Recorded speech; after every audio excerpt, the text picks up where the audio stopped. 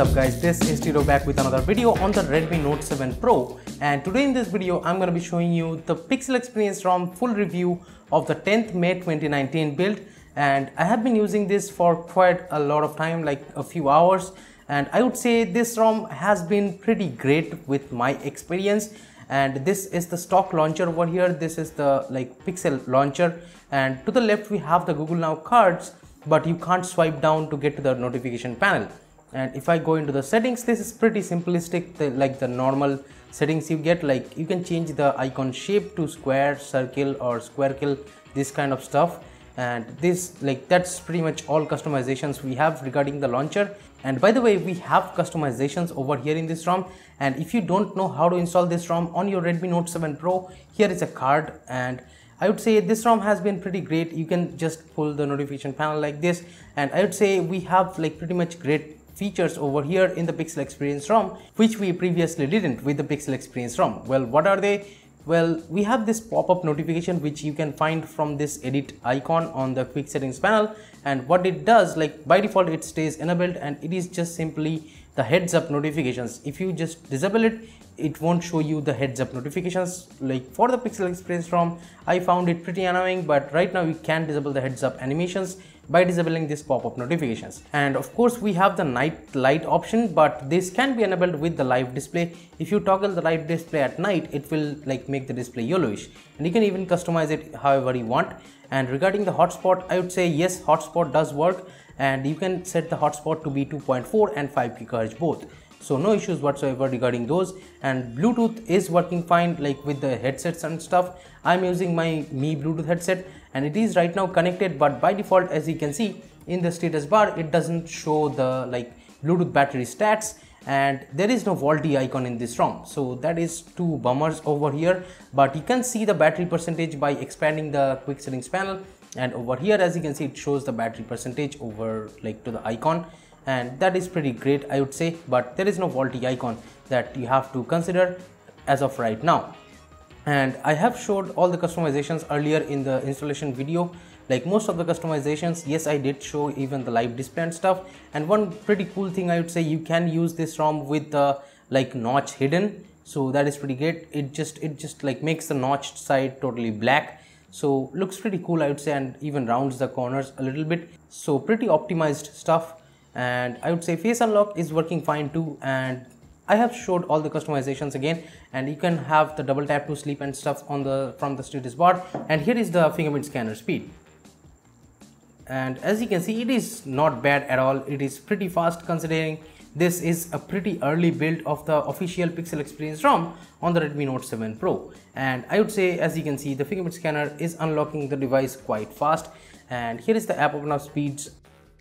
Let me open File Explorer, then Facebook, then Twitter, and Play Store, Instagram, YouTube.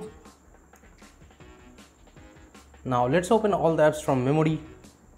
And as you can see, the app open up speeds are super fine. It does open the apps almost instantaneously, and there are no issues at all regarding this. And we of course have the 3-finger screenshot gesture over here, as you can see, and it doesn't scroll the screen, so that is pretty great.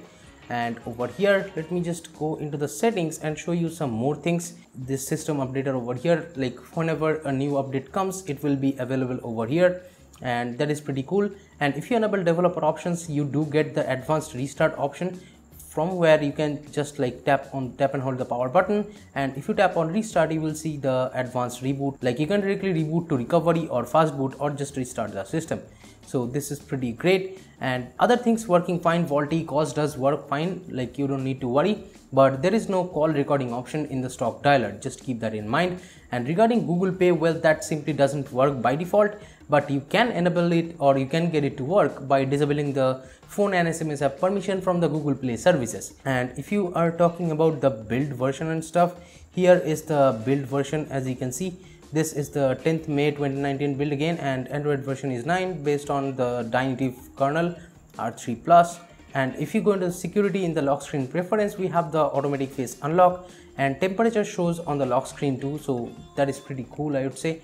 And one more thing that is there is that the power button long press for torch is there, so you can just long press the power button to turn on the torch or even like turn it off by toggling, by holding the power button for a longer period of time. And the stock camera here is the cyanogen mode camera or the Snapdragon camera. It is not that great. Yes, I do agree with that. But one more disappointing thing over here, if you go into the settings, here you won't find the 48 megapixel option. Over here it just sets to 12 megapixels. So that is how it is. You can't take 48 megapixel pictures with this normal stock camera. Even with the front camera and stuff, everything works. You don't need to worry that if the front camera works or not. Yes, the front camera does work over here. You do not need to worry. And if you're talking about the missing things which I really miss while using this ROM, I would say I really miss the MIUI camera over here. And of course the Redmi Note 7 Pro has amazing cameras, and I really miss the MIUI camera here. The MIUI camera just simply takes quite a good picture and optimized picture with the Redmi Note 7 Pro. So I do miss that, not gonna lie. And I would say one more feature that I miss is the always unlock with the fingerprint scanner feature is not simply there. You don't have to enter pin after you reboot. Well, that feature is not simply present over here. One more good thing is we have camera to API enabled by default over here, so you can install Google Camera like this. And even if you shoot a picture with the portrait mode, well, it doesn't take a 48 megapixel picture. So that is how it is regarding the camera. And one more bug regarding the camera, I would say, while setting up WhatsApp web in your PC, you can't simply log into your WhatsApp web on your PC because it doesn't even scan the QR code. It just shows as blurry. It has been happening with all the custom ROMs on the Redmi Note 7 Pro as of this point, and I have seen most of the custom ROMs, or even you can say all custom ROMs, did not work with the WhatsApp web camera. So it might be an issue with WhatsApp, or I would say it might be an issue with the camera blobs of custom ROM. But yeah, that is how it is regarding this stuff. And one more thing is that PUBG Mobile is working fine over here. You can play on ultra settings. Let me show you by opening PUBG Mobile. Now from the settings, if you go into the graphic settings, as you can see, you can play on smooth and ultra settings, and the highest you can play on HD and high, but I'll just stick with the smooth and ultra. And over here, let me show you that we still have the black border on the left side of the north side. So that is how it is. Let me just start a match quickly.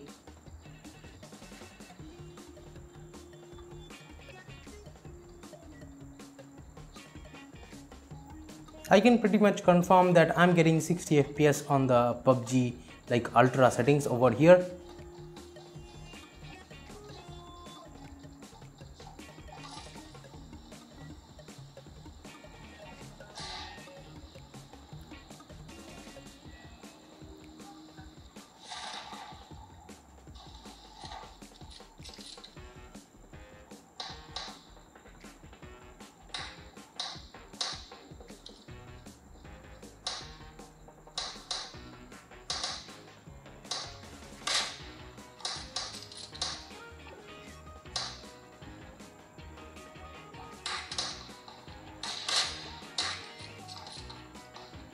So I would say the gaming performance is pretty good, not bad at all. I'm getting with 60 FPS pretty sure with the ultra settings over here. So no issues regarding the PUBG gameplay.